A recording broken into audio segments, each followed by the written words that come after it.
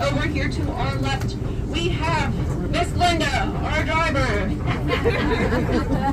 Just kidding. Legally, I'm referring to the Savannah River over to the left. Now that deceptively calm-looking surface has been dredged over the years to accommodate the increasingly larger cargo ships coming in and out of the port. It's been dredged so deep that it's become a wicked and bloodthirsty current of over 47 feet deep. Since the city's founding, we lose no less than 2 souls to the river each year, either by falling, jumping, or being pushed into its depths. But it wasn't that long ago that River Street was just as deadly as her namesake.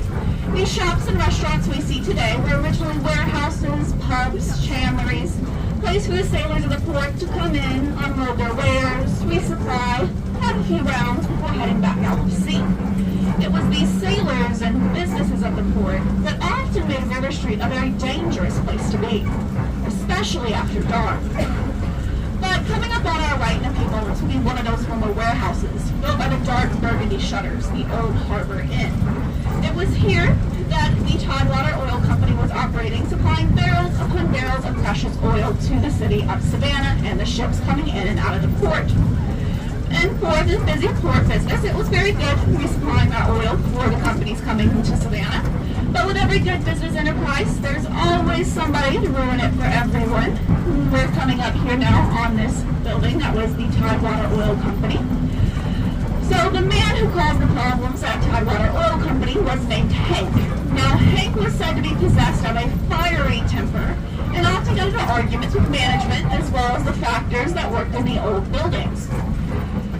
Till one particularly morning in 1892, he got into a bit of a violent argument with the management we believed were early fuming, only to return later that night with a lit oil lantern in hand. He would march his way up into one of the storage rooms and throw the oil lamp at the oil barrels. Lamp shattered, oil ignited, the entire warehouse went up in flames, along with the entire east end of River Street. Now, thankfully, there were no injuries listed, no casualties reported, except for one. Hank is believed to be the only casualty of that devastating fire, and why the Old Harbor Inn is so haunted today. Now, the Old Harbor Inn would open in 1987, and since then, guests who stay in room 408 and up on that top level report that Hank isn't going into his afterlife quietly. Guests staying in these spaces often experience being beat awake in the early morning hours by an alarm they didn't set. Smell of smoke and fire filling their nose. They rush to the door to exit. The handle is red hot. They finally pry the door open to look at the hall. There's not a sign of fire or smoke anywhere. Believing it's just Hank, still trying to smoke out his former bosses. His temper is fiery, as ever, but he's the only one still getting burned by it. But throughout our city, it's important to note that we have some suspicious things underneath our streets as well. Underneath the historic district of the city are subterranean tunnels in a honeycomb network system. Now, throughout the years, these tunnels serve various different purposes, being able to bring goods in from the port easily all the way up into the city, as well as transporting humans all the way up into the city. But at the Pirate's House, they've followed in their use of the human transportation. Now, the Pirate's House will be coming up in a few moments when we turn onto Broad Street. It's believed to be the oldest building still standing in Georgia, dating back to at least 1753. And it was here that the pirates would come into Savannah, share their tales of glory on the high seas, and sometimes replenish their ranks. If the privateers were finding themselves lacking in the deckhand department, they would slip an extra coin to the bartender, who would then slip a little something extra in an unsuspecting patron's beer. Next morning, that patron would wake up on a ship bound for China in a brand new career. But all this to say, there was one time that a former waiter of the Pirate's House was very interested with these stories of privateers and the Shanghai sailors. So one night during his shift, he decided to sneak down into the basement. As he continued down through those tunnels, he would eventually come to a wall that had caved in with rubble. Around that same time, he would hear voices coming from up behind him. Assuming it was management who'd come to look for him, he tried to hide by pressing up against the wall. Instead of management, though, he'd be frightened to see 5 men in 19th century clothing walk by laughing as they carried an unconscious body straight through the rubble. Now, the Pirate's House is coming up here on our left side, this gray building with those bright blue shutters. Now, then that young waiter then made his best decision during his tenure at the Pirate's House, quickly went back upstairs to put in his 2-second notice. But some of you guys might be familiar with the names of Ed and Lorraine Warren. Ed and Lorraine are well-known paranormal investigators in the paranormal community, especially for their work in the Amityville horror case and inspiring movies such as The Conjuring and Annabelle. A few decades ago, the Warrens were given special permission to come to Savannah and investigate the normally forbidden upper level of the Pirate's House. Now, they decided to have a local medium aid them in their investigation. Unfortunately, when the big night came around, the medium found himself running late. So he called a friend to get him to the Pirate's House as quickly as possible. When he stepped off onto the sidewalk to look up at those top floor windows, he saw 3 distinct figures staring down at him. Assuming that the Warrens had started the investigation without him, he quickly rushed inside, only to find Ed and Lorraine waiting patiently for him on the first floor. Turns out the only person with the key to that upper level of the Pirate's House was the manager, who was running behind as well, and had yet to arrive for the beginning of the investigation to allow the Warrens to get upstairs. Now, while our city has undergone many different changes throughout the years, one of the most devastating years for our city was the year of 1820. In that single year, we would be rocked by a devastating fire, an economic depression, as well as a growing epidemic. But it all began with that fire. On January 11th, 1820, a lantern was knocked over in a Mr. Boone's livery stable near where City Market stands today. The entire city would go up in flames. The only thing that would save the west end of the south end of the city was the width of Dodge Street itself. So all of these buildings over here were completely up in flames, only being spared the other side by not being able to reach across the street. Now, this was devastating for the city. It essentially leveled the entire historic district of the city that we know it today. And we would rebuild, we would have more historic sites return and rebuild there as well. But it was disheartening to see the city that those people had loved so much come down to its knees. But some nights they say that if you walk down Broughton Street and smell fire but see no source, it's hard not to wonder if it's that devastating fire from 1820 trying to make the citizens remember the day that it came all crumbling down. We'll soon be coming into Columbia Square, which is where one of the most well-known residents of our ghostly city resides. 1790 Inn and Restaurant. Miss Anna is a true celebrity. Now, Anna's story is one that's fallen to legend more than most, taking on wildly different versions depending on who you're listening to. Some say she was brought to Savannah for an arranged marriage, while others say she came to Savannah working as a barmaid, fell in love with a sailor that was only out for a good time. Either way, Miss Anna's story will almost always end the same way, with her falling to her death at the window of the room 204, the 1790 Inn and Restaurant. Now, Anna has taken her own unique spin on her afterlife, and she has become one of our city's most notorious ghostly pranksters. Now, the 1790 Inn and Restaurant will be coming up here on our left as we pass by. Will be this mint green building with those dark shutters. And if you look up to those top floor windows, you might just see Miss Anna herself. Make sure you say hello if you do. That's where she fell it off.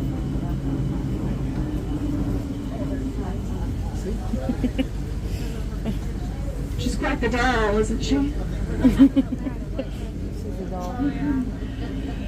In 2015, around Christmas time, 2 women would check into Anna's room. They would leave their luggage on the bed with the intent to unpack it later. Later that night, they returned back to their room to find not only their luggage opened, but a few specific articles of clothing were missing. Angry, the women stormed downstairs to demand to speak with the manager. But on the way down, one of the women caught the corner of her eye the Christmas tree down the hall with some new lacy decorations. Anna decided to give Savannah one of her few white Christmases that year by placing the women's undergarments across the tree branches. But there was one time, though, that Anna decided to play a little bit more of an ominous trick on those staying in her room. It actually happened on board one of our trolleys.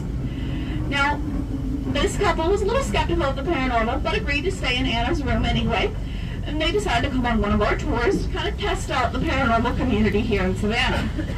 But the couple's face would turn pale when they passed by their room, just like we did now, to see not only the lights they had turned off previously turned back on, the window open, with a fog emanating, and an additional female figure staring down at them. I think Anna gained a few more believers that night. But there is another spirit in the 1790 that is anything but a trickster like Anna. Now, she's believed to be a former cook of the property who possibly practiced voodoo. You'll know she's coming around when you hear the metallic jangling of the bracelets that she wore in life, right before a spice jar goes flying at an unsuspecting kitchen worker, or a waitress gets her ear boxed in. But not all spirits in Savannah are so uninviting. Some are rather just simply unwanted house guests. Such was the case of the spirit that once resided at 210 East State Street. Now, it is a little confusing with two yellowish, orangish buildings right next to each other with green features, but 210 East State Street is going to be the one directly ahead of us as we make this turn. The yellow brick building with the green awning and the little balconies all out front. We'll be able to see it again on our right as we make this turn. It was here that a couple encountered an entity that they called the Earl Grey Ghost. Now, this couple loved everything about their new home here at 210 East State Street, except for one thing. Every few days, they would find a used teacup sitting at the kitchen table. Assuming someone was playing a trick on them, they did everything they could think of to prevent it. Changed the locks, talked with the neighbors. They even removed all of the tea bags from their home.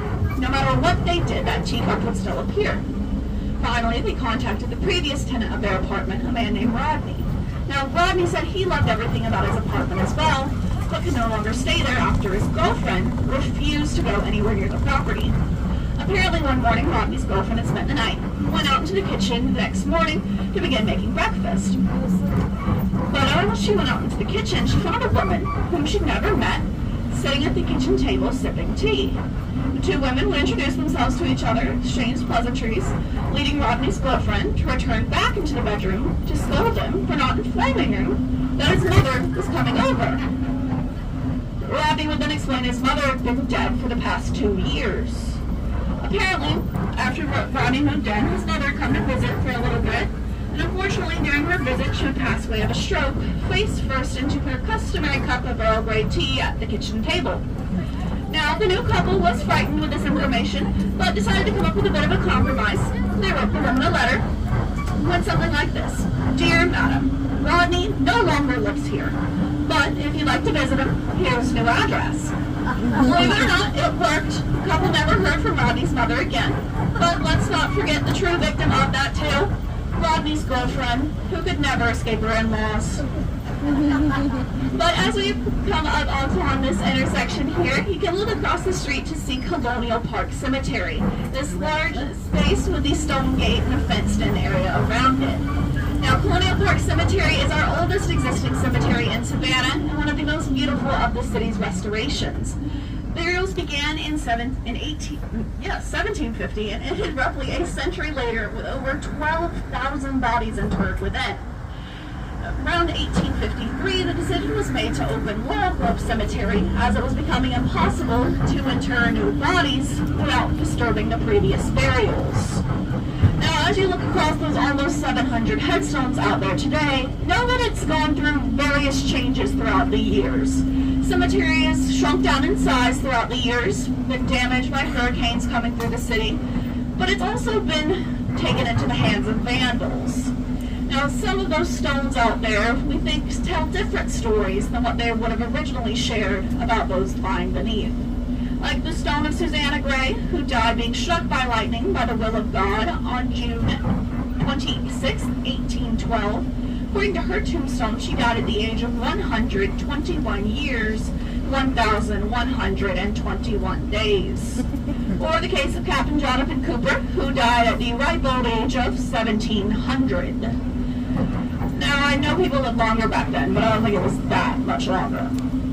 But on the other side of the cemetery, there's a space called the Orphan Wall, which is where some of the stones that we no longer know where they originally were in the cemetery have been placed. But some of these stones don't necessarily tell the person. One simply advertises a brewery, while another one just boasts the skull and crossbones of the Jolly Roger. You know, you take those things you love most in life and death with you. But we'll soon be coming upon our first stop of the night at the Andrew Lowe House. It was built in 1849 by New York architect John Norris for the wealthy family of Andrew Lowe. Andrew Lowe was on a cotton factory business here in Savannah, but his family is most well known for his youngest son, Willie, to marry the famous Girl Scout founder, Juliet Gordon Lowe. Juliet will be the final owner of the home, and upon her death in 1927, the home will be sold by the trustees of her estate to the National Society of the Colonial Dames of America in the state of Georgia. Since 1950, the home is operated as a museum during the day, and we at Ghosts Gravestones have the exclusive opportunity to explore the home tonight. Now, as we are going inside of a historic museum, there are a few rules that we must follow. So first, when we pull up in front of the building, make sure the trolley comes to that full and complete stop. Miss Glenda is illuminating the interior for us to know it's safe to step off. I'll step off first to help anyone who needs assistance. Now, while we're out on the sidewalk, do watch your step, as our historic sidewalks are historically known to break an ankle or two. Inside of the home, obviously, please do not touch any of the furnishings or objects, as well as try to be mindful of not leaning against the walls, doors, things like that. There is one antique I'll encourage you to touch on the property, which are the handrails stationed throughout the stairs of the home. While we're inside, there's to be no food, drinks, candy, or gum brought into the Andrew Lowe house. Anything you need to dispose of, you can use our trash can up here at the front of the trolley. Anything you want to leave behind on board, you're more than welcome to do so. Just tuck it on under your seat. It will remain safe. So Miss Glenda will just continue circling around the square until we've returned.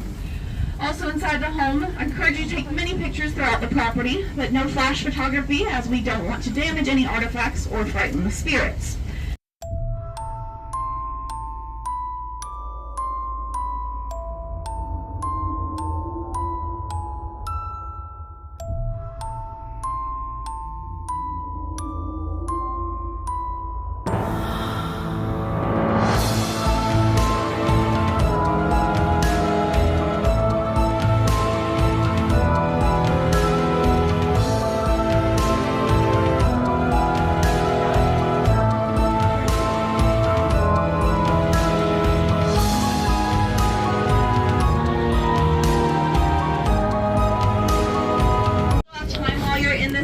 Tours are offered daily. Guests at Ghosts Gravestones receive a small discount. You'll present your boarding pass at the door. Encourage you to go back to learn a little bit more about the family who live there and their property as well.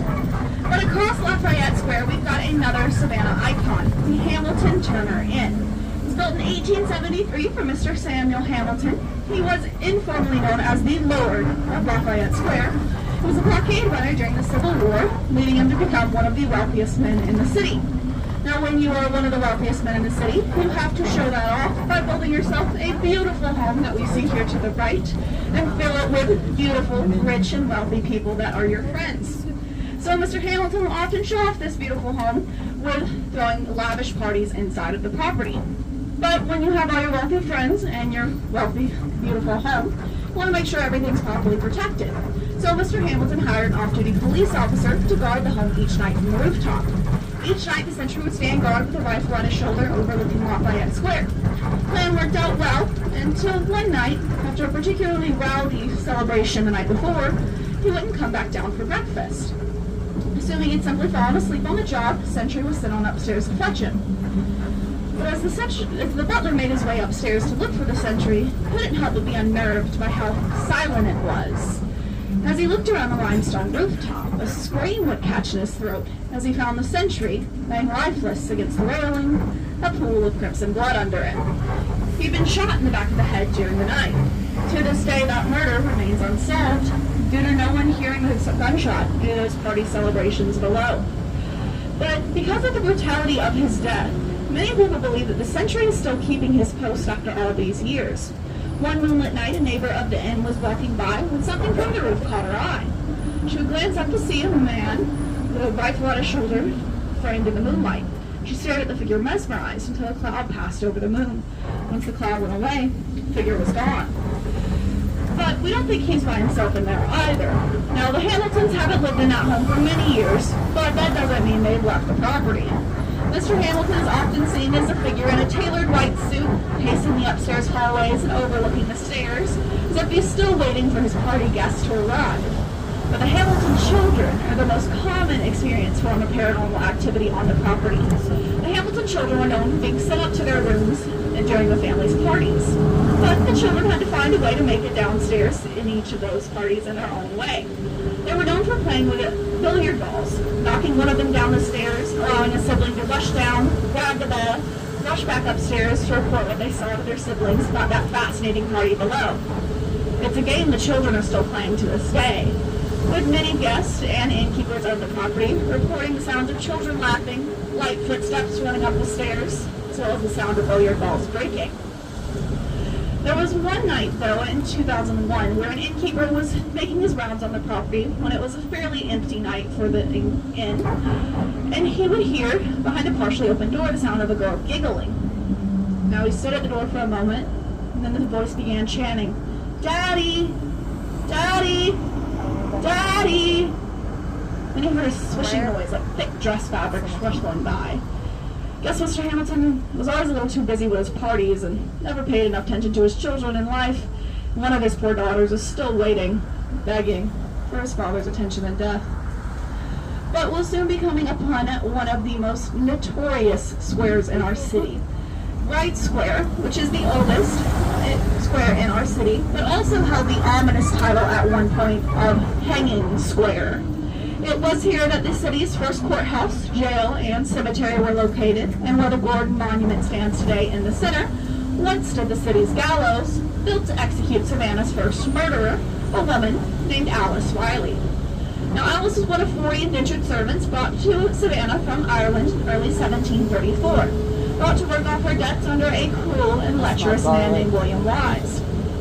Now, as part of her duties, Alice was expected each morning to go up to Wise's bedroom, tend to his grooming, bathe him, brush his hair, pluck out last night's dinner from his matted and tangled beard. The only bright light in her life was Richard, with whom she'd become romantically involved with on the journey to Georgia. But the two lovers had finally had enough of Mr. Wise's abuse. And as they made their way upstairs to his bedroom on the morning of March 1st, 1734, they came up with a plan. And that morning, as Mr. Wise leaned his head backwards to be washed and combed, Richard would wrap his handkerchief around the man's throat, strangling him, almost to the point of death. Alice would finish the job herself, pushing his head backwards into the wash pail, drowning him in his own filth. Now the two lovers were finally free, but of course not for long. They would be captured, tried, and convicted for their crimes. During the trial, Alice would make the surprise announcement that she was with child. Out of respect for the unborn, the colony would stay the execution to her birth of little baby James on December 21st. Now, a month later, James would be ripped from his mother's arms. She would be marched here to the long-waiting gallows. That Gordon Monument stands ahead today, once Rodo City's gallows. And here, where we see that monument now, Alice Riley would meet her end on January 19, 1735, becoming the first person and woman in Georgia's history to be executed. Now, Richard wouldn't fare too much better than Alice as well. After his conviction, he would escape from jail, be on the run for a few months, but he would be recaptured, brought back to those long-awaiting gallows. 1 day after Alice, he would meet his end on January 20th, 1735 as well. Now, it's said, though, that Alice still wanders Wright Square to this day, so much so that the police get multiple reports a year about her. Now, each call reads about the same. A wild-eyed young woman dressed in rags runs up to unsuspecting visitors, usually women, begging to know where her lost child might be. Now, the women who want to help Alice try to call the police to get her assistance and help her with the situation. But once describe the situation to the police, they know it's Alice. So they send in Savannah's finest to deal with the situation. The rookies. They know that by the time anyone arrives, Alice will be long gone. It's a good initiation ritual for the rookies to get used to Savannah's ghostly encounters that they'll have throughout their time in the city. And Alice just serves as a testament of a mother's love, carrying on from beyond the grave. But soon we'll be coming upon the home of one of our most notorious and infamous women here in the city, Miss Mary Telfair. Her influence is still felt over our city almost 150 years after her death. Now, her home would be built in 1818 by William J. for her brother Alexander. Alexander would pass away with no heirs, so he would leave his home to his sister Mary. Now, Mary would eventually pass away in 1875. In her will, she left many notable contributions and donations to notable Georgia organizations. But her home was left to the Georgia Historical Society to be used as the South's first public art museum. But with all of Mary's donations and contributions, they were all met with very strict stipulations and regulations. As if even in death, Mary had to have her way. On her property there was to be no eating, drinking, smoking, or public exhibitions, and any deviation from doing so would result in loss of the property.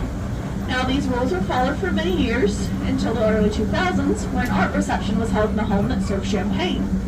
As the champagne was being poured, bubbles hit the glass, part of the roof of the building would cave in, as if Mary was revoking the property in death. Now, it's also said that Mary didn't like having female actresses on the property, after one particular unfortunate incident where she had invited a young performer nearby to come do some monologues from a show she was performing in the city. Instead of her monologues, though, the girl would do a very unflattering impression of Mary herself.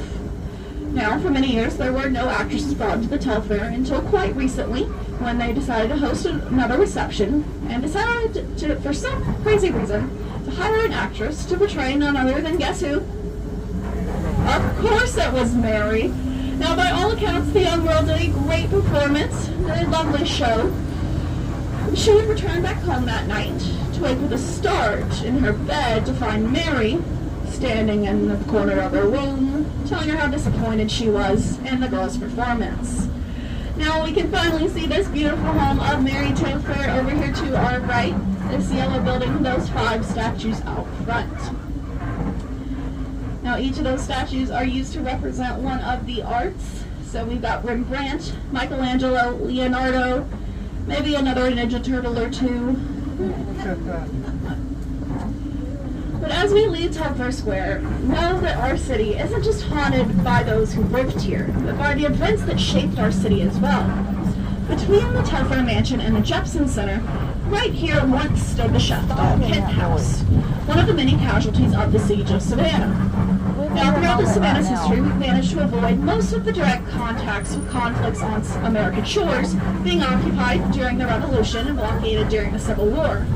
But no one walks away from war unscathed, not even Savannah. In 1779, a cannonball would slam into the northeast side of the Shefdall Kent House. The riot then reduced the house to kindling, the ball became stuck, and Savannah, true to her nature, came to call the home the Cannonball House. During the bloodiest hour of the American Revolution, cannonballs rained down from the river all over this area around us. October 9, 1779, the American forces and their allies would try to retake Savannah from the occupied British and Loyalist forces. The center of the carnage was here on the west end of Savannah, in an area known as the Spring Hill Redoubt. Sadly, while the colonists fought valiantly, their early charges in those morning hours would end up disastrous, and it's where some of the most notable people in our city's history meet their ends, like Count Casimir Pulaski and Sergeant William Jasper, who legend says would die while trying to raise the fallen American flag. The battle itself would last only 55 minutes. After the smoke cleared, over 1,200 soldiers lay dead or dying. Of those 1,200, only 50 were British casualties. Under a flag of truce, the French and Americans were allowed to bury the bodies where they fell. Most are in the vicinity of the Savannah Visitor Center, just a few blocks down from here, built on the original site of the Spring Hill Redoubt. Another deadly welcome to our city. But in 1837, they decided to build a new railroad station on top of the old battlefield. During construction, workers unearthed all kinds of artifacts, most mainly relics from the siege, like shot and shell. There were some assorted weapons, like broken bayonets.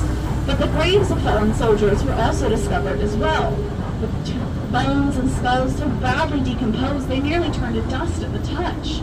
While some bones and skulls were fairly well preserved, and there were some that still had tufts of hair clinging to them. There was one notable skull, though, with hair inside of the cranium, so the poor soul's head had been bashed in with the blunt end of a musket. But ghastly discoveries such as these rarely stand in the way of Savannah's progress.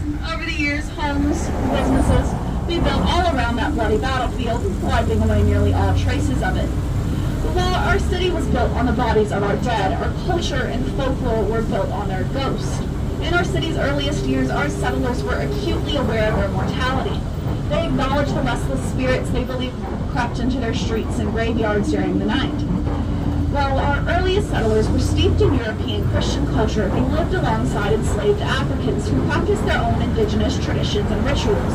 The result was a melting pot of both ancient Christian dogma and tribal customs, which is very noticeable when you find the two systems crossing and merging together.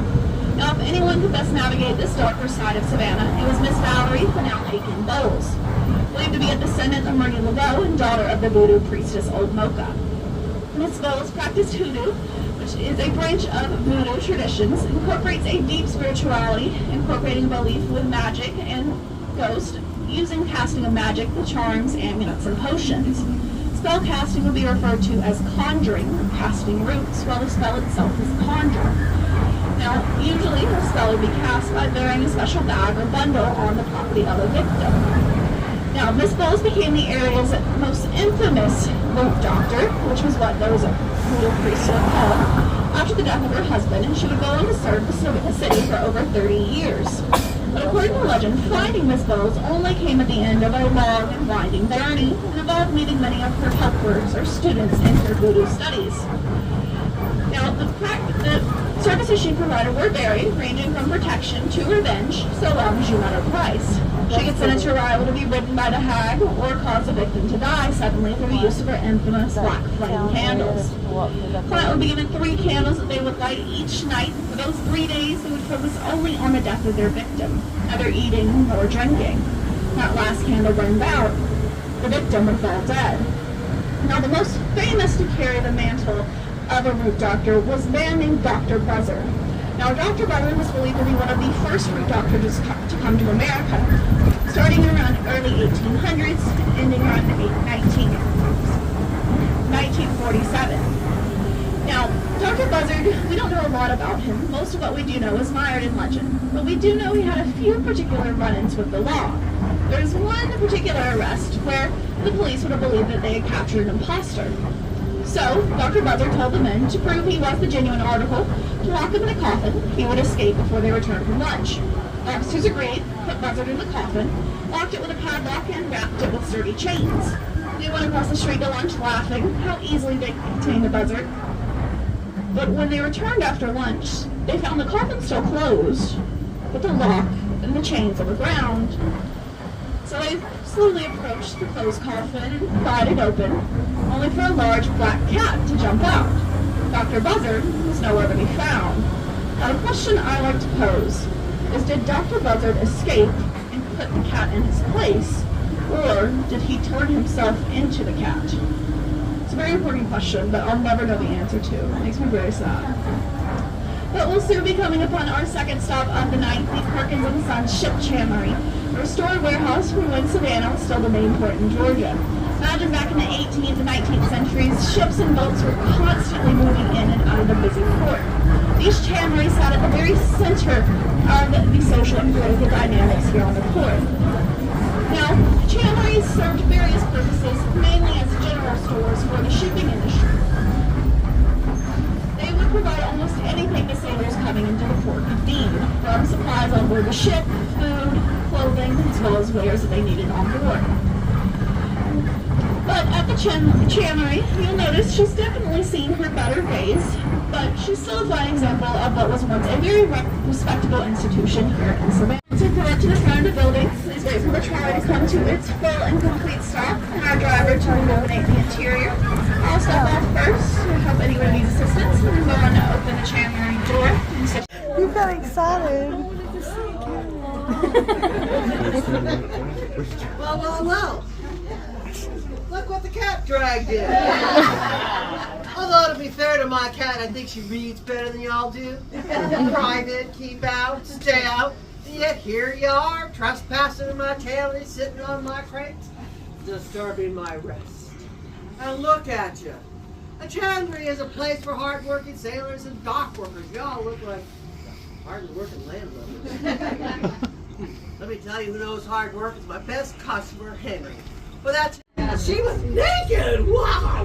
What a naked pool hag! She's ugly, ugly, ugly. Oh, don't ask me how I know that. I'll bury that secret with my husband.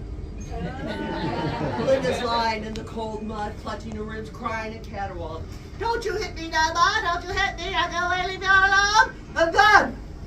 In a rare moment of chivalry, which his wife never saw, Clay takes pity on Melinda and lets her live. And true to her word, the witch leaves Savannah is not seen here again. After that, the horses and mules stopped having night swims. Everyone, including Clay and his wife, had nights of peaceful slumber. Yay, it's a happy ending! Yeah, sure, lots of people like this happy. They ruined a perfectly good story. When I was little, my grandpa used to tell tales around that old wood stuff. On a stormy night, he would... Well, that was fast. That storm's gone. Begs the question, why aren't you gone? Let me tell you a little something for you. A little educational moment on your trip in the city of the South. It takes a lot of energy for a spirit to manifest and chat with y'all, and I don't even like people. But right now I'm feeling mighty hungry, and some of you are looking a little delicious. Dinner on the show? Oh, I'll be good. But for your safety, all y'all.